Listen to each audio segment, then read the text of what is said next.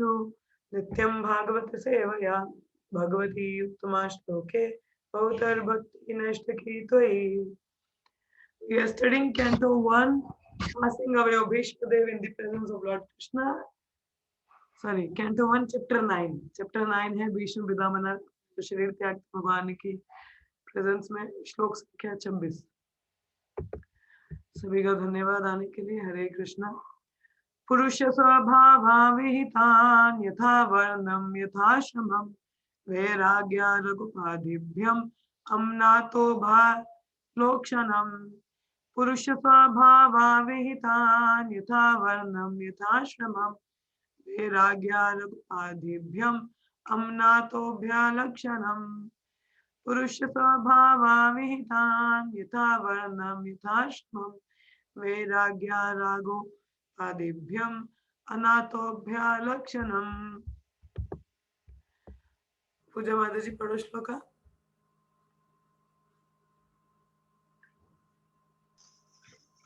पुरुषा स्वभावा विहितान् यथा वर्णाम यथा श्रमं वैराग्यारपो रगोपाधिव्याम् अम्नातोभ्या लकास्नन्. आस्था पढ़ो.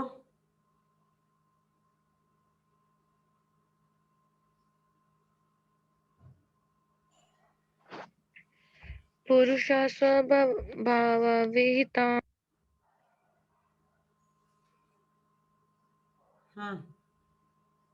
आदिभ्यम्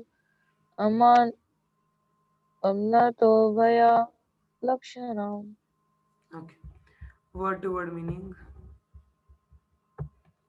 Purusha, the human being, Subhava, by his own acquired qualities, Vihita, prescribed, Yatha, according to, Varnam, classification of caste, Yatha, according to, Ashramam, orders of life, Vairagya, detachment, Raga, attachment, Upadhibhyam, out of such designations, Amanata, systematically, Ubhaya, both, Lakshanam, symptoms. So translation and purport by Srila Prabhupada, Jai Prabhupada. तो यहाँ पे तात्पर्य और translation पर्पट Srila Prabhupada. तो कल हम लोगों ने देखा था कि भीष्म पितामह को ग्लोरीफाई करते हुए भगवान किस तरह से युधिष्ठिर महाराज को प्रेरणा देते हैं कि वो उनसे उस समय प्रश्न पूछें रिलीजियस प्रिंसिपल्स के बारे में. तो अब यही देखेंगे युधिष्ठिर महाराज भीष्म पितामह से सवाल पूछते हैं. At Maharaj Yudhishthir's inquiry, Bhishmadev first defined all the classification of caste and order of life in terms of individual qualification. तो भीष्म युधिष्ठिर महाराज ने क्या पूछा कि रिलीजियस प्रिंसिपल्स, धर्म के बारे में पूछा. तो भीष्म पितामह पहले क्या वर्ण आश्रम की बात करें. वर्ण, चार जो वर्ण है, जो चार हमारे आश्रम होते हैं, उनके बारे में बता रहे हैं. Then systematically, एक सेकेंड. So, जैसे बता रहे तो भीष्म पितामह कास्ट के हिसाब से चार हमारे जो वर्ण होते हैं और ऑर्डर्स ऑफ लाइफ के हिसाब से चार आश्रमों के बारे में बताते हैं और उसमें इंडिविजुअल क्वालिफिकेशन बताते हैं कि व्यक्ति की क्या गुण है उसमें. Then systematically in two-fold division describe counteraction by detachment and interaction by attachment. फिर आगे वो एक आसक्ति और विरक्ति की बात करते हैं. तो तात्पर्य में प्रपात बता रहे हैं, कहते हैं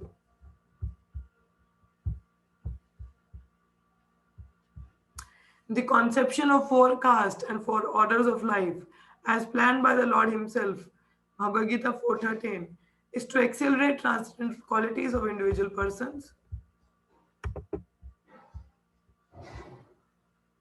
so that he may gradually realize the spiritual identity and thus act according to get free from material bondage or conditional life. तो भगवान ने जैसे भगवत गीता में बताया है, चतुर्वर्ण्यं मया सृष्टं गुणकर्मा विभागशः तस्य कर्तारमपि मम विधि अकर्तरम अव्ययम्. तो क्या कहते हैं, अकॉर्डिंग टू तीन गुणों के आधार पर और उसके साथ जो कार्य जुड़े होते हैं. चार डिवीजन है ह्यूमन सोसाइटी में, भगवान कहते हैं मेरे द्वारा क्रिएटेड है. तो जो कौन से हैं वो, जैसे जो चार वर्ण है या आश्रम है, चार वर्ण होते हैं जैसे ब्रह्मचारी, गृहस्थ, वानप्रस्थ और संन्यास। और आश्रम कौन, सॉरी, वर्ण हमारे होते हैं ब्राह्मण, क्षत्रिय, वैश्य, शूद्र, और आश्रम हमारे होते हैं ब्रह्मचारी, गृहस्थ, वानप्रस्थ और संन्यास। ठीक है, तो ये क्या है, गुणों के आधार पर विभाजन है इनका। और ये वर्ण आश्रम इंस्टीट्यूशन क्यों होता है, ताकि लोग ग्रेजुअली अध्यात्म की ओर बढ़े। वर्ण आश्रम 4 चीजों पर निर्भर करते हैं बेसिकली, धर्म, अर्थ, काम और मोक्ष। जो हमारी भक्ति है वो इस वर्ण आश्रम से ऊपर है। ठीक है, तो वहां पे तो क्या है कि वर्ण आश्रम इसलिए कि चलो भौतिकवादी है, तो थोड़ा बहुत तो कहीं एक सिस्टमेटिक जीवन जिएंगे। कि जैसे ब्राह्मण है, तो ब्राह्मण का कार्य है सोसाइटी में क्या होता है, ज्ञान देना। उसको सोसाइटी के हेड से कंपेयर किया गया है, तो वो ज्ञान बांटता है आत्म साक्षात्कार के बदले। और जो क्षत्रिय है वो बुझाओं से कंपेयर किया गया है सोसाइटी की, जो कि रक्षा प्रदान करता है। और वैश्या, वैश्या होती है हमारी कम्युनिटी, जैसे गोरक्षण, कृषि गोरक्षण या बिजनेस क्लास होती है, तो जो बिजनेस में होते हैं उनको। और जो शूद्र हैं हमारे, जो लातों से कंपेयर किया गया ठाकुर से, शूद्र का भी सोसाइटी में बहुत रोल है। अगर वही सपोर्ट ही नहीं होगा तो बाकी के ऊपर कैसे चलेंगे। तो सपोर्ट होना बहुत जरूरी है। तो इस तरह से 4 जो वर्ण है, तो इस तरह से चलते हैं। और आश्रम की बात आती है, जैसे ब्रह्मचारी है, ठीक है, तो कहा जाता है 5 वर्ष की आयु से 25 वर्ष तक ब्रह्मचारी रहता है इंसान।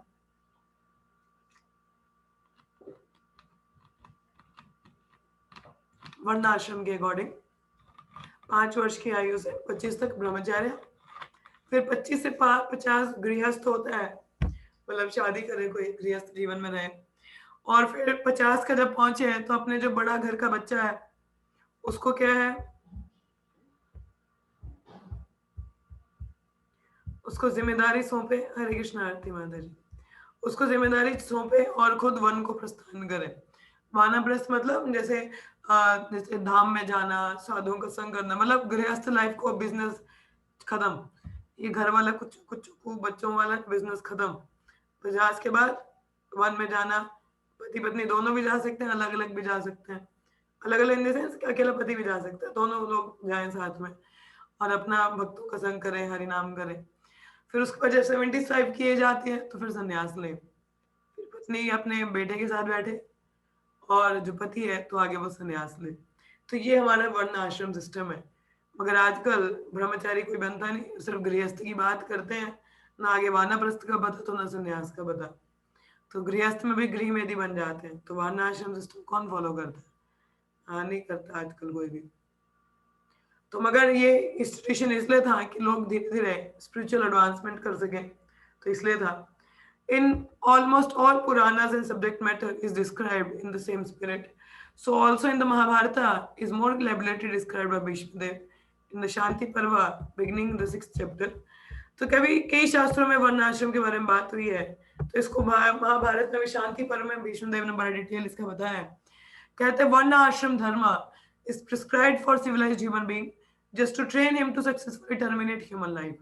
Civilized human being ना, हमारे बारे civilized कहाँ है? तो सिविलाइज्ड है क्या? नहीं है। तो कहते हैं कि धीरे धीरे जो मनुष्य है तो वो अपने आप को यहाँ से निकाल के तो आध्यात्मिक की ओर बढ़ सके, तो इसलिए वर्णाश्रम इंस्टीट्यूट बनाया जाता है। आत्म साक्षात्कार, self realization is distinguished from the life of lower animals engage in eating, sleeping, fearing, mating. देखिए, मनुष्य और जानवरों में 4 चीजें बहुत कॉमन है, जो मनुष्य भी करते हैं और जानवर भी करते हैं। वो क्या है? आहार, निद्रा, भय, मैथुन। आहार, खाना, भय, डर, उनको भी लगता है, हमें भी लगता है। मैथुन, बच्चे उनके भी होते हैं, हमारे भी होते हैं। सोना, वो भी सोते हैं, हम भी सोते हैं। तो ये 4 एक्टिविटीज उनमें भी कॉमन है, उनमें और हमें कॉमन है। ठीक है, तो कहते हैं आत्म साक्षात्कार का मतलब सिर्फ जानवरों की भांति खाने में, सोने में, डरने में और बच्चे पैदा करने में नहीं है। ईटिंग, स्लीपिंग, फियरिंग, मीटिंग, इन 4 एक्टिविटीज के इर्द गिर्द नहीं घूमता। जो मनुष्य जीवन में होने के बावजूद अगर किसी का जीवन इन 4 चीजों के इर्द गिर्द घूमता है तो वो व्यक्ति किसी जानवर से कम नहीं है। क्या है वो? जानवर है। He's like animal. तो भीष्म देव advised for all human beings 9 qualification। तो भीष्म देव 9 गुणों की बात कर रहे हैं। कहते पहला, नॉट टू बिकम एंग्री, कि आपको गुस्सा नहीं करना चाहिए। दूसरा, झूठ नहीं बोलना चाहिए। तीसरा, equally distribute and hygienic in body, sorry equally distribute wealth, कि क्या है जो अपना पैसा है उसको बराबरी में बांटिए। टू फॉरगिव, क्षमा करना। To beget children only by one's legitimate wife, कि बच्चे पैदा कहाँ से होने चाहिए, सिर्फ अपनी पत्नी से, वो भी गर्भदान संस्कार पालन करके। ठीक है, तो beget children only from one's wife, ये नहीं कि आप बाहर जाके कुछ करना शुरू कर दो, नहीं वो गलत है। To be pure in mind and hygienic in body, अंदर से बाहर से क्लीन होना। कल हमने भगवद गीता पढ़ा, कल की परसों। शुद्ध होना मतलब अंदर से हरिनाम करना है और बाहर से स्नान करना है, तो इस तरह से सफाई रखें। Not to be inimical toward anyone, किसी की द्वेषी नहीं बनना। और आठवां, टू बी सिंपल, सरल रहिए, जीवन अपना सादा रखिए। टू सपोर्ट सर्वेंट और सबॉर्डिनेट, कि जो सेवक हैं, भगवान के दास हैं, जो सेवा करते हैं, उनको क्या है, सपोर्ट करना, उनको मदद करना। तो इस तरीके से हमें सपोर्ट, मतलब हमारे घर में भी जो छोटे होते हैं उनको सपोर्ट करना चाहिए। तो ये 4 चीजें भीष्म देव ने मनुष्य को पालन करने को कहा, क्वालिफिकेशन, गुण है उनके। पहला क्या, कि गुस्सा नहीं करना। दूसरा, झूठ नहीं बोलना। गुस्से के बारे में बात की थी हमने कि लड़ाई के लिए 2 लोग चाहिए। अगर आप शांत रहेंगे तो आप किसी को अपनी बात भी धीरे से बता सकते हैं बाद में, तो गुस्सा नहीं करना। झूठ कभी नहीं बोलना चाहिए। इक्वली अपना जो लक्ष्मी है, इक्वली माता पिता को दो, रिश्तेदारों को दो, या सेवा के लिए लगाओ, या सेविंग्स के लिए रखो, तो इक्वली डिस्ट्रीब्यूट करना चाहिए, रूप गोस्वामी ने हमें बताया। फिर क्षमा करना, कोई अगर अपराध कर दे आपके प्रति तो उसे क्षमा कर दीजिए। और बच्चे जो हैं वो प्रिंसिपल के अकॉर्डिंग आप पैदा करें। To be pure in mind and hygienic, अंदर से बाहर से क्लीननेस। द्वेषी नहीं बनना है किसी की, सरल जीवन जीना है। और जो भगवान के दास हैं, भी हमारे सर्वेंट्स होते हैं, सबॉर्डिनेट होते हैं, उनको सपोर्ट करना है। ठीक है, तो one cannot be called a civilized person without acquiring the above mentioned preliminary qualities। तो जैसे मैंने बोला कि civilized person के लिए बोला गया है, अगर हमारे अभी भौतिक जगत में civilized है कौन, तो बोला कि जिसमें ये 9 गुण है वही सोसाइटी क्या सिविलाइज्ड है, तो मतलब विकसित है। तो ये 9 गुण है क्या हम सब में? नहीं, सोसाइटी में नहीं है, तो सिविलाइज्ड नहीं है हम लोग। सो कह रहे हैं कि beside these the brahmanas, the intelligent man, the administrative man kshatriya, mercantile community vaishya, or in all Vedic scriptures, for the intelligent man controlling the senses is the most essential qualification। तो एक ब्राह्मण का गुण क्या है कि इंद्रियां control वो कर पाता है, इंद्रियों को नियंत्रण में कर सकता है, सेंसेस को। ठीक है, तो ये ब्राह्मण का गुण है। दूसरा क्या बताया यहाँ पे, in this it is the basis of morality. Sex indulgence, even with a legitimate wife, must be controlled, and thereby family control will automatically follow। कई लोग कहते हैं कि हमें फैमिली कंट्रोल करना चाहिए और बच्चे नहीं पैदा करने, मगर आप इस एक्टिविटी में तो लगे ही हो, अब लगे तो बच्चे भी होंगे। तो अगर आपको बच्चे नहीं करने हो तो आप फिर कॉन्ट्रासेप्टिव्स यूज करते हो, जैसे कंडम्स हैं या पिल्स हैं, तो आप ये लेते हैं, तो कहीं ना कहीं गर्भ को रोकते हैं आप, है ना, कि बच्चा ना हो।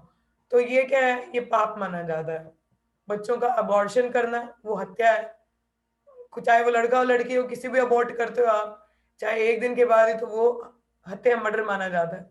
साइंस के लोग तो मर्डर नहीं मानते उसको, मगर ये मर्डर माना जाता है।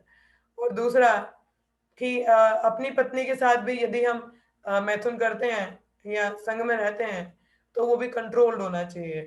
कंट्रोल मतलब अपनी पत्नी को आप प्रोस्टिट्यूट मत बना दीजिए, कि जैसे धर्म के अनुसार, जैसे शास्त्र बताते हैं उसके अनुसार तभी हमें संग में होना चाहिए। संग में मतलब यूनियन के लिए जाना चाहिए जब हमें बच्चे चाहिए, when we wanted to have a kids. एक बार बच्चे हो गए, बिजनेस खत्म। ठीक है, तो सिर्फ बच्चों के लिए ही हमें मैथुन करना चाहिए, और वो भी महीने में 1 बार, जब स्त्रियों का ये मेंस्ट्रुएशन पीरियड्स होते हैं, इसके पीरियड्स के खत्म होने के 5 के 6 दिन बाद हस्बैंड वाइफ यूनियन कर सकते हैं। तो भी स्त्री और पुरुष दोनों को 50-50 माला हरिनाम की करनी चाहिए, ताकि एक अच्छा बच्चा गर्भ में आ सके। राक्षस पैदा करने तो फिर कर लो कभी भी, क्योंकि क्या होता है, एक्चुअली कहते हैं कि जब हम अनटाइमली हम सेक्स में इंडल्ज होते हैं, तो जो भगवान शिव जी होते हैं अपने भूत प्रेतों के साथ घूम रहे होते हैं बाहर, तो वो उनके प्रति अपराध होता है। तो उस समय वो समय सही नहीं होता, तो जो उनके होप गॉबलिंग्स होते हैं ना, भूत प्रेत आत्माएं, फिर वो गर्भ में ऐसी आत्माओं को भेज देते हैं, बजाय तुम ही जाओ। तो फिर ऐसे लोगों की कौन पैदा होते हैं? भूत ही पैदा होते हैं, राक्षस जैसे लोग, जो बच्चे अच्छी प्रवृत्ति के नहीं होते, सोच गंदी होती है बच्चों की, बच्चे बिगड़े हुए पैदा होते हैं, तो ऐसे ही होते हैं। तो इसलिए अगर कोई गर्भदान संस्कार हमारे वैदिक कल्चर में पहले भी फॉलो करते थे कि गर्भदान संस्कार करके बच्चे पैदा होते थे, तो बच्चे काफ़ी शुद्ध चेतना के अच्छे पैदा होते थे। अब तो बुरी हालत है, बड़ी बुरी हालत है, कोई भी नियम पालन नहीं करता है। So thereby family control will automatically follow. तो अगर आप खुद को ही कंट्रोल कर लोगे तो आपको पाप कर्म करने की ज़रूरत है, कॉन्ट्रासेप्टिव मेथड यूज़ करने की ज़रूरत है? नहीं है। आपको कंडोम्स यूज़ करने की ज़रूरत नहीं है, पिल्स यूज़ करने की ज़रूरत नहीं है, ऑपरेशन वगैरह इतना दर्द सहने की ज़रूरत नहीं है। आप खुद पे कंट्रोल करो, अपने आप सब कंट्रोल हो जाता है। अपने आप जनसंख्या फैमिली कंट्रोल हो जाती है, नहीं बच्चे चाहिए आगे तो। मगर दूसरा तरीका अपनाना तो वो क्या है, गलत माना जाता है और वो पाप है। चाहे सरकार की नज़र में पाप नहीं है, मगर प्रकृति के नियमों के अनुसार वो पाप है और आपको उसकी सज़ा भुगतनी पड़ती है। तो कहते हैं जो बुद्धिमान व्यक्ति है, abuses his great qualification if he does not follow the Vedic way of life। बुद्धिमान व्यक्ति अगर वो कितना ही गुण उसमें क्यों ना हो, या देखिए अगर वो वैदिक जीवन के हिसाब से ना उनको पालन कर सके, तो अपने आप को क्या वो धिक्कारता है कि मैं क्या क्या हूँ, मैं इतना मैं पालन कर रहा हूँ मगर इनको क्या है अच्छे से नहीं कर पा रहा, मतलब फॉलो नहीं कर रहा, तो वो धिक्कारता है खुद को। तो इसीलिए देखिए इनको बड़ा सीरियसली लीजिए, हमारे जो शास्त्र बताते हैं हमें कुछ गलत नहीं कहते, ये बहुत ही सही है और इनको हमें पालन करना चाहिए। तो ये क्या है, तो वी हैव टू फॉलो, ठीक है, तो हमें उसका पालन करना चाहिए।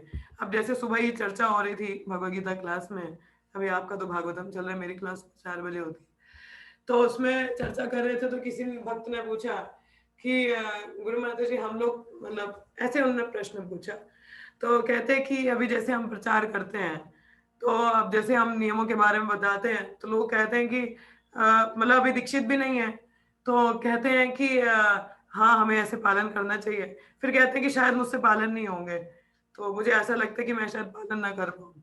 तो कहीं न कहीं वो, और शायद आपको वो फॉलो भी नहीं करते, मगर हमें थोड़ी ना फॉलो करना है, वो तो शास्त्र को करना है। तो गुरु महाराज ने बोला कि अगर आप टीचिंग्स को एज़ इट इज़ प्रेज़ेंट नहीं कर सकते तो जाओ किचन में जाके खाना बनाओ, ऐसे लोग ताकि तुम्हें परेशान ही ना करें। तो मतलब हमें शास्त्र के अनुसार लोगों को ज्ञान देना चाहिए, बाकी उनकी इच्छा वो कितना पालन करें, ना करें, उनकी भाई वो जाने। तो हमें तो जैसा है शास्त्र में वैसा बताना चाहिए। जैसे कल भी प्रभुपाद में लीलामृता पढ़ रही थी, तो प्रभुपाद एक जो भट्टाचार्य थे उनके साथ वो प्रचार के लिए जाते थे क्लासेस देने, तो कहते थे प्रभुपाद आई थिंक ऐसा होना चाहिए था, ऐसा, तो आर्ग्यू करते थे, आई थिंक मुझे लगता है ऐसा, तो ऐसा, तो ऐसा। तो प्रभुपाद ने बोला I think my opinion your opinion doesn't work, better you follow the शास्त्र। तुम्हारा और मेरा ओपिनियन क्या मायने लगता है? तुम बोलो कि मैं ये सोचता हूँ, तुम्हारे सोचने से क्या होगा? तुम बोलो कि अगला जन्म ही नहीं होता, तो क्या अगला जन्म नहीं होता? प्रकृति के नियम तुम्हारे सोचने से खत्म हो जाएंगे? नहीं, वो होंगे। बात ये है कि आप बेहतर है कि शास्त्रों को पालन करो। तो ऐसा बोला, तो वही वो बता रहे थे, तो कहते कि फिर एक व्यक्ति ने बोला कि मुझे दीक्षा लेनी है, तो मुझे डर है कि शायद मैं नियम नहीं पालन कर पाऊंगा, तो मेरा फॉल डाउन हो जाएगा। तो कह रहे कंटेम्पलेशन तो आप अभी से ही कर रहे हो, कि आप फॉलो नहीं करोगे तो कहीं ना कहीं आप पहले से ही उसको इंद्र भोग कर रहे हो अपने मन में, तो फिर आप दीक्षा के बारे में क्या सोच रहे हो? तो ऐसा गुरु माता जी ने कहा। तो उन्होंने बोला कि अभी कंटेम्पलेशन तो अभी से ही चल रहा है, कंडेमनेशन तो अभी से ही चल रहा है आपका।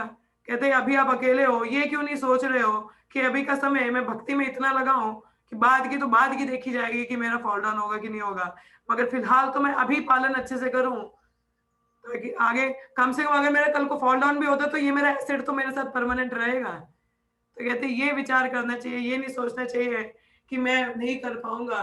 तो कि कंटेम्पलेट तो कहीं ना कहीं अभी से ही सोच विचार कर रहे हो कि इंद्रिय भोग का अभी से आपके मन में वो चल रहा है, तो आप उसके सिवा ये सोचो कि शायद कल को पता नहीं क्या हो, मगर अभी तो मैं भक्ति अच्छे से करूं, अच्छे से सीरियस होके भजन कर लूं, तो ताकि अगर कल को फॉल डाउन भी हो तो कम से कम ये मेरा परमानेंट एसेट रहे।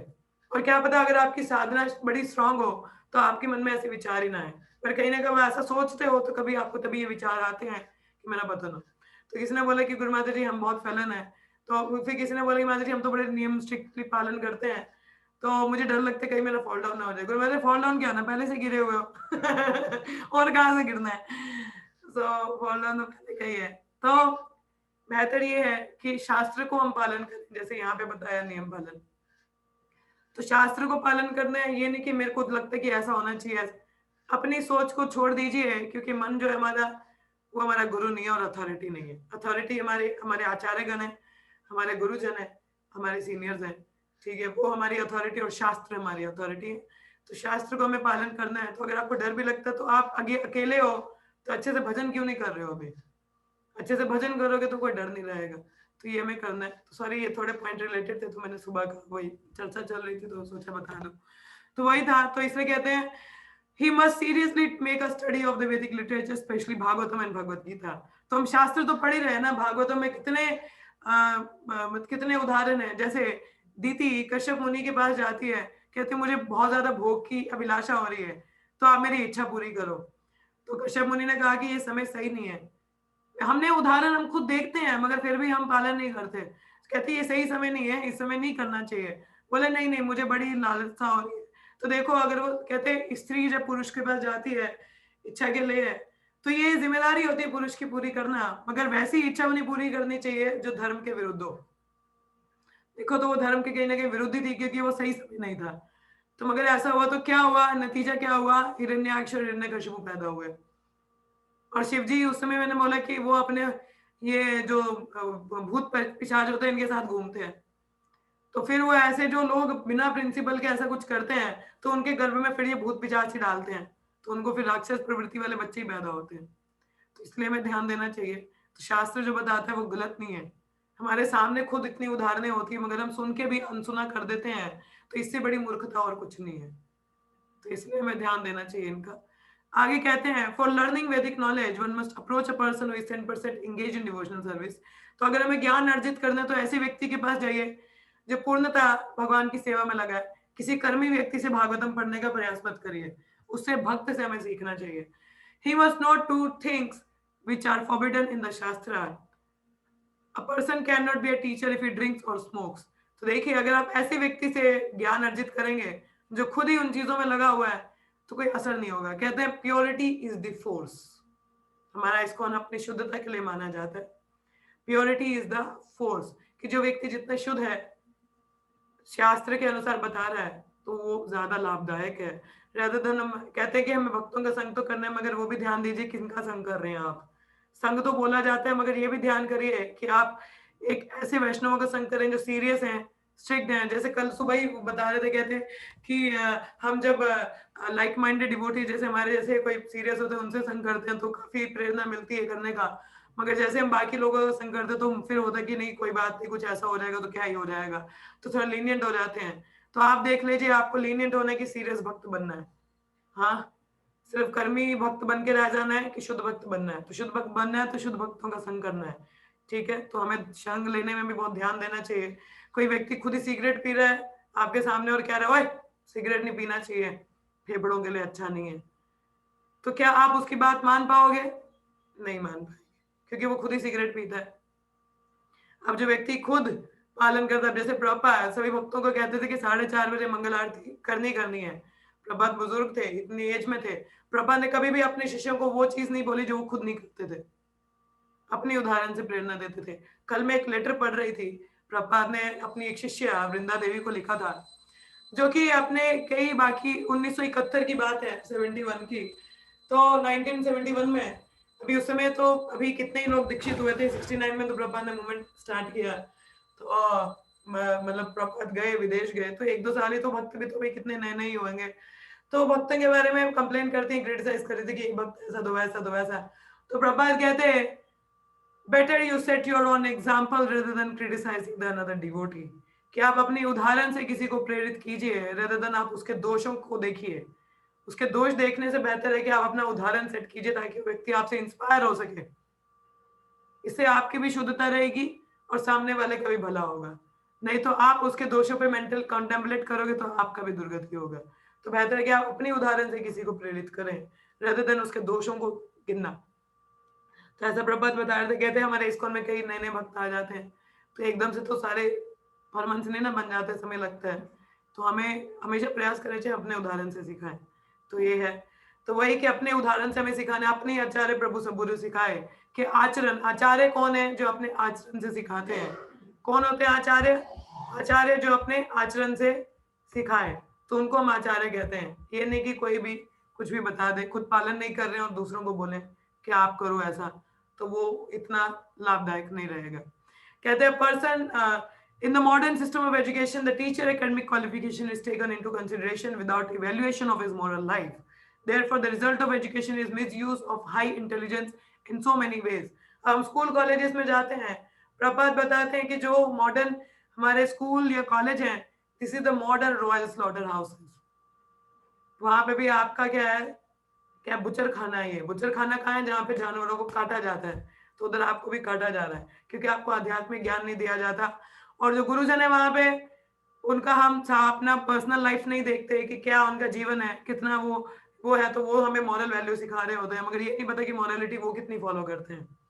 अब जैसे कोमल माता जी को याद होगा, आप हो यहाँ पे कोमल माता जी? हाँ, हम लोग कुछ दिनों हफ्तों पहले जब कृष्ण प्रभु आए थे, तो हम लोग प्रचार के लिए, कश्मीरी कम्युनिटी हमारे यहाँ पे, तो वहाँ हम प्रचार के लिए गए, तो बड़े नेता लोग आए, बड़े बड़े आए, तो एक माता जी थी कश्मीरी, तो वो फर्स्ट आईएएस ऑफिसर थी, इंडिया की फर्स्ट लेडी आईएएस ऑफिसर, वो आई थी, और एक लेडी नेता थी, पॉलिटिशियन।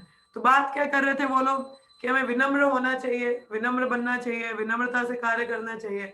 तो जब प्रभु जी ने बोला कि देखिए मुझे भी थोड़ा मौका बुलाया है, तो थोड़ा मौका दीजिए, मैं भी कुछ बोलना चाहता हूँ, तो उन्होंने बड़ी, कहते हैं कि बड़ी कटु वचन उनको बोले, कहते हैं कि ये आप जैसे लोगों की बोलने की सभा नहीं है, आप लोगों का बोलने का सभा अलग होता है। तो एक साधु के प्रति अपराध किया, तो ये वचन विनम्र नहीं थे।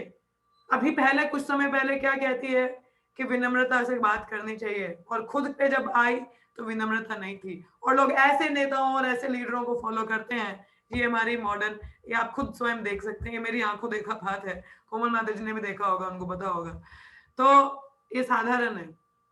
देखो, तो इसीलिए उनसे ज्ञान लीजिए जो स्वयं उन चीजों का पालन करते हैं, ठीक है।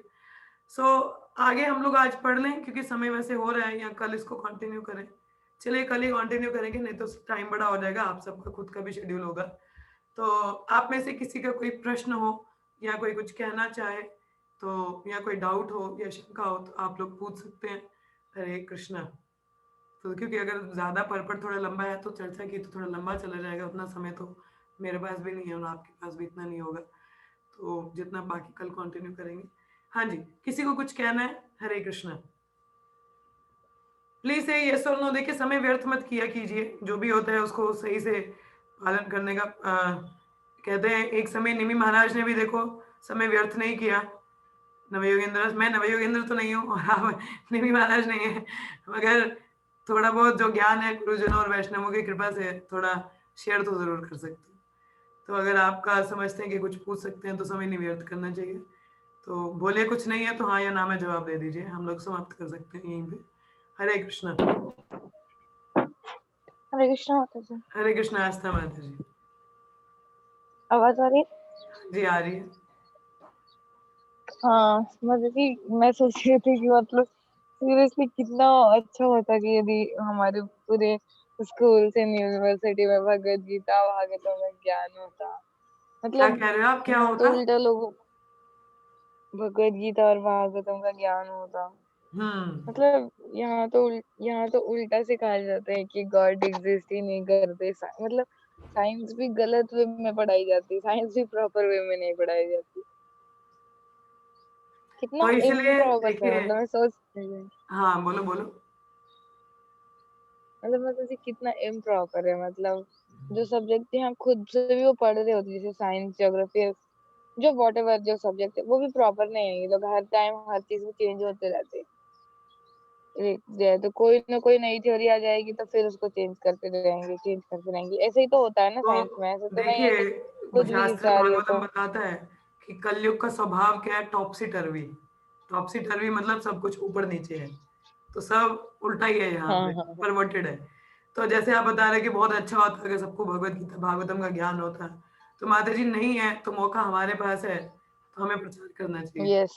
गुरुदेव कहते हैं कि एक भक्त के लिए भौतिक जगत क्या है, इस प्रकार है जैसे kid in a candy shop. मतलब अगर एक बच्चे को चॉकलेट टॉफी बहुत पसंद है ना, तो उसको अगर आप ऐसे कमरे में डाल दो जहाँ टॉफियां बड़ी हो, चॉकलेट हो, वो बच्चा कितना खुश होगा, हाँ मजा, आज तो दिन बन गया मेरा। तो उसी प्रकार एक भक्त के लिए ये भौतिक जगत प्रचार कार्य के लिए बहुत सुलभ है। बड़े सारे लोग हैं क्योंकि किसी को कुछ पता ही नहीं है, तो हमारे लिए kid in a candy shop, तो मतलब हर किसी को ज्ञान देना, चलो जी। तो प्रचार करने की बहुत सुविधा है, तो this world is for seriously devotees like kid in a candy shop, very nice opportunity प्रचार करने के लिए। तो हमें अब पता चल रहा है कि हाँ लोगों को बहुत आवश्यकता है, तो हमें अपने हिसाब से जितना हम कर सके हमें प्रचार प्रसार करना चाहिए, तो लोगों को बुलाना चाहिए गीता भागवतम के डिस्कशन के लिए, तो इस तरीके से, ठीक है। यस माता जी। हम्म। एक्चुअली देखा जाए तो और ऐसे बहुत सारी सोल है जो सीरियसली इस चीज को चाहती है। ऐसे बहुत सारी सोल है जो सीरियसली ईगर है, हमें दिखती नहीं, पता नहीं, बट है कुछ तो। देखिए हम भी भौतिक जगत से आए हैं, तो कहीं ना कहीं हम में भी इच्छा थी, यस हम सीखना चाहते थे, तो भगवान ने प्रेरित किया और भक्तों के संग में डाला। तो इसी प्रकार जो सिंसियर सोल्स हैं वो भी भगवान के भक्तों के संग में आएंगे अगर वो इच्छा करते हैं, क्योंकि भगवान, जैसे उन्होंने बोला कि हमारी भौतिक इच्छा थी, भगवान ने ये भौतिक जगत बना दिया है, तो यदि हम उन्हीं की भक्ति करना चाहेंगे तो क्या वो हमें फैसिलिटेट नहीं करेंगे? जरूर करेंगे, ऑफ कोर्स करेंगे। है ना। सो जो सिंसियर आत्मा है तो भगवान उनको अवश्य भक्तों और शास्त्रों के संपर्क में लाएंगे, ठीक है। मगर हमें अपना प्रयास जारी रखना है, हमें प्रचार प्रसार करते रहना है और खुद भी अध्ययन करना है, तो इस तरह से चलना है, ठीक है। और किसी को कुछ कहना है या किसी का कोई प्रश्न है? हरे कृष्ण, कुछ ना समझ में आया हो?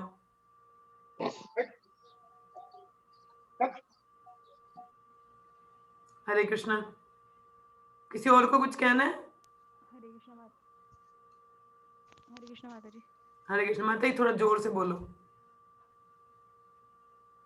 जी माता जी, मतलब इससे तो आज के टॉपिक में से तो नहीं है, बट थोड़ा सा आवाज कम आ रही है कि माता जी। माता जी जैसे ना माता वैष्णव जी आवाज लोग। कम आ रही है आपकी, हरे कृष्णा, अब आ रही है माता जी? मुझे थोड़ा अब आ ध्यान रही है देना माता जी? पड़ेगा।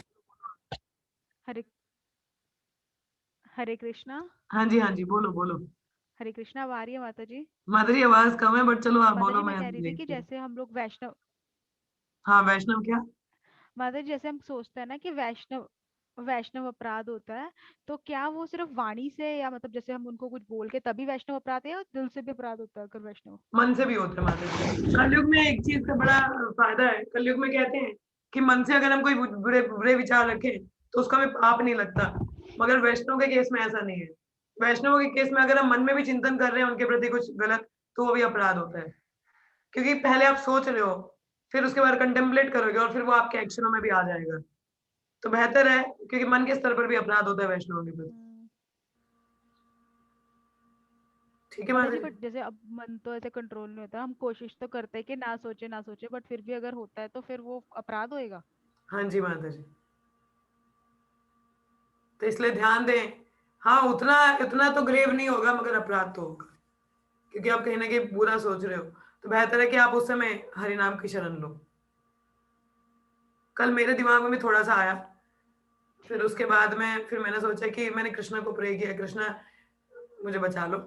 मैं नहीं बुरा सोचना चाहती, तो लेट मेरा जो मन है वो आपके भजन में लगे, तो then I was able to overcome. Immediately थोड़ा सा थॉट आया, फिर निकल भी गया, होता है, जी माता जी। ठीक है। तो हमें प्रयास करना चाहिए कि ज्यादा से ज्यादा प्रे करें, हम उसको निकाल दें बाहर, क्योंकि रखेंगे तो वो फिर हमारे एक्शंस में भी आ जाएगा, ठीक है। थिंकिंग फीलिंग विलिंग ना, जी माता जी। सोच फिर फील आती है और फिर उसको हम कर भी देते हैं, तो इसलिए उसको पहले ही विचार आते ही काट दो। विचार आते ही काट दिया तो फिर बच गए आप, मगर उसको यहाँ कंटेम्पलेट करने लग गए तो फिर वो गलत हो जाएगा, ठीक है। ठीक है माता जी। चलिए, और किसी का कोई प्रश्न है? हरे कृष्ण, या कोई कुछ बताना चाहे? किसी और को कुछ कहना है? आस्था आज अक्षय तृतीया है। आस्था वैष्णव कैलेंडर के अनुसार अक्षय तृतीया कल है, और अक्षय तृतीया से चंदन यात्रा भी शुरू होती है, तो वो कल से ही है, आज तो नहीं है। कोई नोटिफिकेशन नहीं है, मैंने वैष्णव कैलेंडर चेक किया तो उसमें तो कल ही बता रहा है, आज नहीं बता रहा है। हरे कृष्ण, और किसी का कोई प्रश्न है? नहीं है, चलिए कुछ और नहीं है तो यहीं पे विराम लेते हैं। तो 3 बार हरे कृष्ण महामंत्र का जप करेंगे। हरे कृष्णा कृष्ण कृष्ण हरे हरे, हरे राम राम हरे राम राम हरे हरे, राम हरे कृष्णा कृष्णा कृष्ण हरे कृष्णा हरे हरे, कृष्ण कृष्ण हरे हरे राम राम राम हरे हरे, हरे कृष्णा कृष्ण कृष्णा हरे हरे, कृष्ण हरे राम राम राम हरे हरे। हरे प्रहलाद श्रीमद् भागवतम की जय, श्रील प्रभुपाद की जय, सब भक्तों की जय। धन्यवाद। शाम को मिलेंगे आपको भगवत गीता क्लास में। हरे कृष्ण एवरीवन। हरे कृष्ण।